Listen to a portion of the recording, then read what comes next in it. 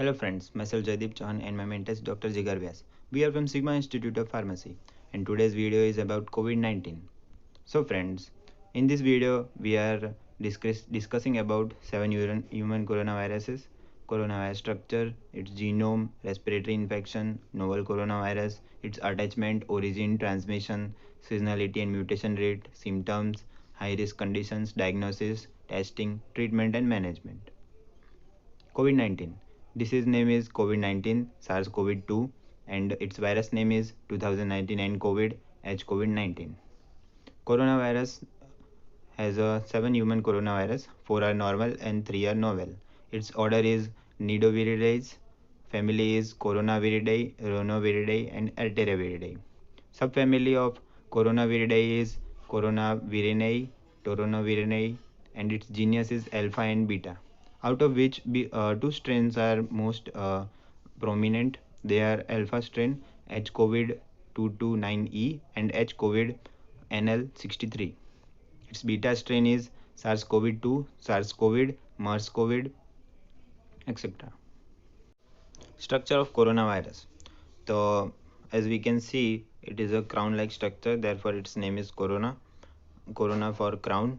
The spikes are made up of peptomer, glycoprotein, and mRNA is enveloped in nucleocapsid. Lipid bilayer. It can be disrupted with the soap and medium-sized virus. It is a medium-sized virus, but a larger mRNA genome. Envelope is a positive stranded RNA. Coronavirus genome encodes 4 or 5 structural proteins that are spikes on the outside are made up of mediator receptor binding. M is a membrane protein, assist a viral assembly. N is a nucleocapsid protein. It works for regulation of viral RNA synthesis, may interact with M protein during virus budding. E is the small envelope protein, functions necessary but not fully understood. He is a hemagglutinin esterase glycoprotein in beta coronavirus OC43 and HKU1 only enhances uptake into mucosal cell. So you can also review the article and the link is also given. Upper respiratory infection. Normal human coronaviruses causes 5 to 10% of common cold, which outbreaks to 30% of common cold.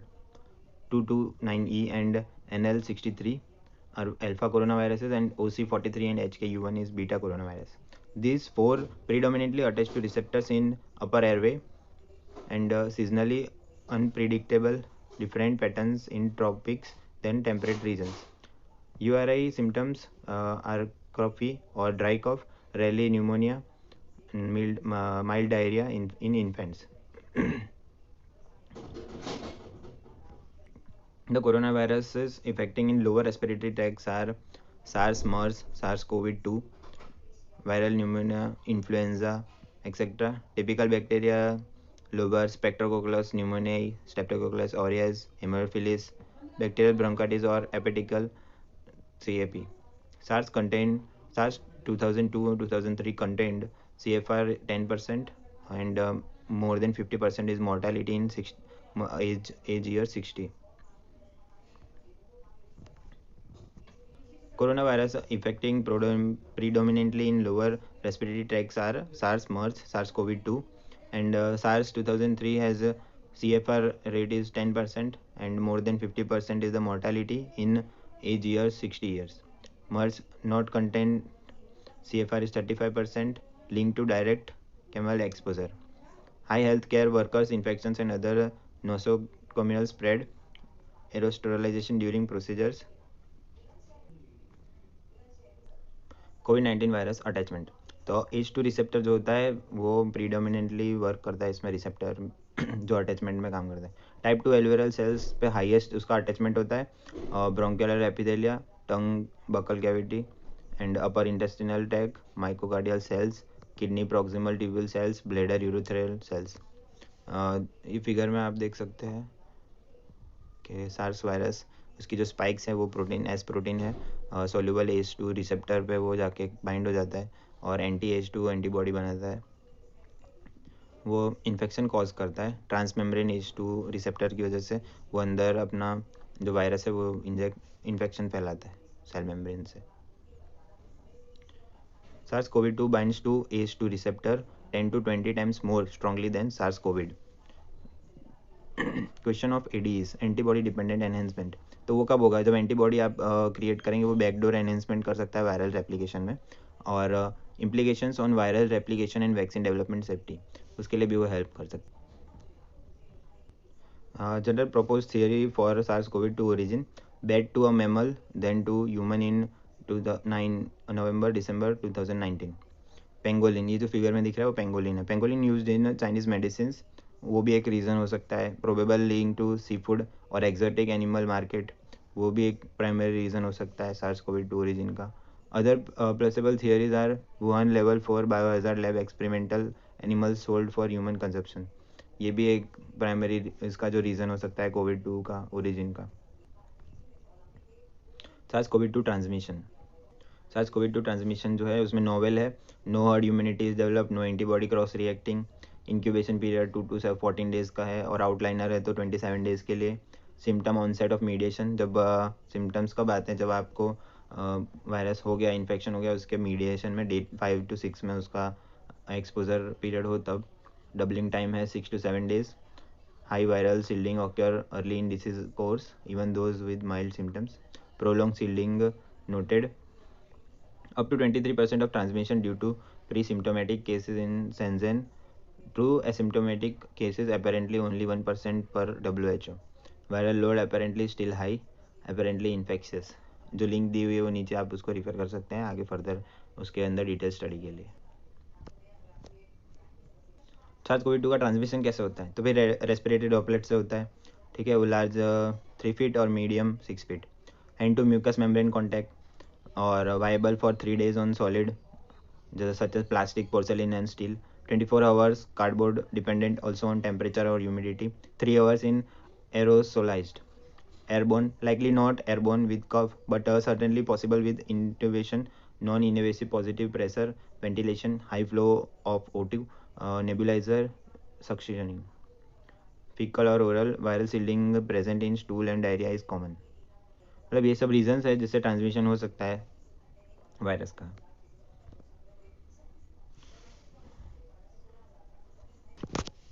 ये figure में आप देख सकते हैं जैसे कि ये दो आदमी जो पास पास में खड़े हैं, रेड वाला और ये ब्लैक वाला, इसमें कैसा दिखा रहे हैं कि जैसे छोटे पार्टिकल्स हैं वो नियरली ट्रांसमिटेड हो रहा है मीडियम और लार्ज ड्रॉपलेट के बाद, बराबर। और जो शॉर्ट रेंज एयरबोर्न रूट है वो एकदम पास में होता है, ट्रांसमिटेड बाय एरोसोल्स। फिर ये जो तीसरा बीच में हैंड बताया वो फॉर्मेट रूट, ये मतलब हैंड कॉन्टैक्ट की वजह से होता है। और ये फोर्थ है लॉन्ग रेंज, जो मतलब एयर पार्टिकल्स जो एकदम छोटे होते हैं वो एरोसोल्स के रूप में रहते हैं एयर में, वो दूर वाले पर्सन को भी इन्फेक्ट कर सकते हैं। लार्ज ड्रॉपलेट की जो साइज़ है वो मोर देन 100 माइक्रोमीटर होती है, और मीडियम ड्रॉपलेट है 5 to 100 माइक्रोमीटर, और स्मॉल ड्रॉपलेट की साइज़ होती है less than 5 micrometre. Seasonality and mutation rate, seasonality and mutation, इसके ऊपर फर्दर स्टडी हो रही है, पर एक्चुअली इसका हमको पता नहीं है कि मतलब ये सीजनलिटी इफेक्ट कर रहा है कि नहीं कर रहा है। पर नॉर्थन हेमिस्फीयर में वो मर्स जो था वो इफेक्ट नहीं कर रहा था, पर कोविड इफेक्ट कर रहा था। और high disease burden and outbreak occurs, seasonality. Typical viral mutation rate is next trend for real time gene sequencing. Major strain development is L type and S type. L type is virulent and S type is wild type. Normally virus become more benign over time. However, delayed symptom onset, delayed time to death, poor access to diagnosis with isolation, contact tracing and quarantine makes deadly strain persist. मतलब ये जो है ये अपने steps ले सकते हैं जिसकी वजह से जो डेडली स्ट्रेन है उसको भी हम कंट्रोल में ला सकते हैं, पर उसका हमको म्यूटेशन रेट ज़्यादा नहीं पता है, उसकी सीजनलिटी पे उस पर इफेक्ट हो रहा है कि नहीं, सीजनल हो रहा है कि नहीं, वो हम नहीं बता सकते अभी। Symptoms and disease course, week 1, week 2 and week 2 to 3। Week 1 में क्या? Fever, intimate, fatigue, malaise, dry cough, dyspnoea. Week 2 में क्या है? 15 to 20% develop severe dyspnoea due to viral pneumonia, hospitalisation और सपोर्टिव केयर एंड ऑक्सीजन की ज़रूरत पड़ती है। वीक 2 to 3 में क्या होता है? ऑफ पेशेंट हॉस्पिटलाइज पेशेंट होते हैं, इसमें 1/3 ultimately need ICU care with up to half need institution of total diagnosis cause need ICU, can rapidly decline from mild hypoxia to frank ARDS, cytokine storm, multi-organ failure, late stage sudden viral myocarditis and cardiac shock, etc. तो ये जो symptoms और disease course दिए वो accordingly है कि week 1 में fever अगर इतना से इतना है तो आपको फैटिक हो सकता है, डिस्पेसिया हो सकता है। लेस कॉमन सिम्टम्स भी दिए हुए हैं। वीक 2 में क्या होता है, 15 to 20% डेवलप करते हैं severe dyspnoea due to viral pneumonia, उसमें हॉस्पिटलाइजेशन की ज़रूरत पड़ती है। हाई रिस्क कंडीशन में कौन से आते हैं, तो जिनकी एज ज़्यादा है, जिसको HTN है, जिसको डायबिटीज़ है, कोरोनरी हार्ट डिसीज़ है, बराबर, सेर्बोक्सुलर डिसीज़ है, कैंसर है, COPD है, children and patient, pregnant women seems to do okay. Diagnosis, travel history पे से अपने डायग्नोसिस कर सकते हैं, एक्सपोजर से, सिम्टम्स पे, most importantly person under investigation criteria, tachycardia and tachypnoea may present as a severe asthma or COPD exhalation. No specific physical exam finding. Lungs may have rare rales or rhonchi. Hypoxia, even silent hypoxia may be present. else elder. Testing में RT-PCR testing और PCR testing है। Real time polymerase chain reaction of RNA, उसमें nose का sputum, nose लेते हैं, nose का sample लेते हैं स्वेब से, और स्पूटम चेक करते हैं, स्टूल चेक करते हैं, ब्लड और यूरिन चेक करते हैं। PCR में क्या है, 60 to 80% सेंसिटिव है वो टेस्टिंग। टेस्टिंग किट में क्या क्या इंक्लूड करते हैं, तो एक कोल्ड सिपर होता है, 2 ice pack, 2 to 3 ml viral transfer media, 2 nasopharyngeal swabs, 1 zip clock और 195 PK bags, 2 corona virus disease 2019 testing approval forms etcetera. Treatment, mild to moderate symptoms है जिसमें 80% है, तो वो आउट पेशेंट मैनेजमेंट से अपने कर सकते हैं, आइसोलेशन करके उसको दवा दे के, avoid steroid unless complaining need, possibly avoid Brufen और डेटा अनक्लियर, एटलीस्ट 2 वीक का आइसोलेशन देने का। मॉडरेट रिस्क वाले जो है 15 to 20%, इसमें क्या, इन पेशेंट मैनेजमेंट देखना पड़ता है, ऑक्सीजन लेवल देखना पड़ता है, obtain advance directives, anticipate rapid progression, avoid bronchospasm possible, control early intubation with airway pressure, avoid fluid blousing, daily labs, renal, etc. Treatment of moderate with risk 15 to 20%.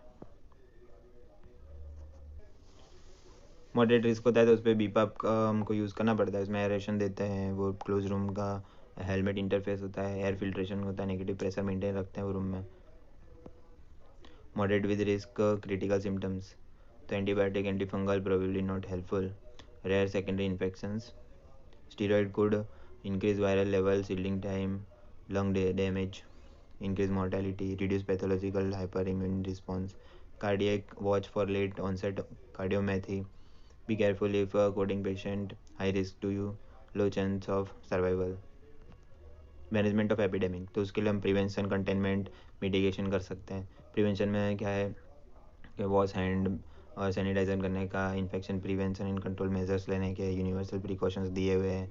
Surveillance symptoms जो है WHO ने दिया है, CDC ने दिया है, ministry of health guidelines है, public community health guidelines है। कंटेनमेंट में isolation of sick persons, contact tracing, quarantine of expose persons.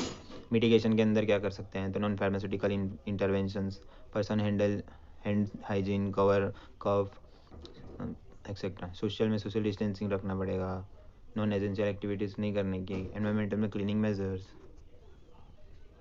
हाँ, तो क्वारंटाइन और आइसोलेशन के बीच में डिफरेंस क्या है, तो क्वारंटाइन जो है वो सेपरेट करते हैं और उसमें रिस्ट्रिक्ट कर देते हैं मूवमेंट पर्सन की, और उसको मॉनिटरिंग करने का आता है। आइसोलेशन में क्या है, तो जो बीमार आदमी है उसको कम्युनिकेबल डिसीज है तो उसको मूवमेंट उसकी रिस्ट्रिक्ट करी, और क्वारंटाइन में क्या है, जिसको अभी बीमारी हुई नहीं है, बस वो एक्सपोज हुआ था पर्सन, किसी के कॉन्टैक्ट में आया था, तो उसको हम क्वारंटाइन करते हैं और उसकी हेल्थ को मॉनिटरिंग करते हैं।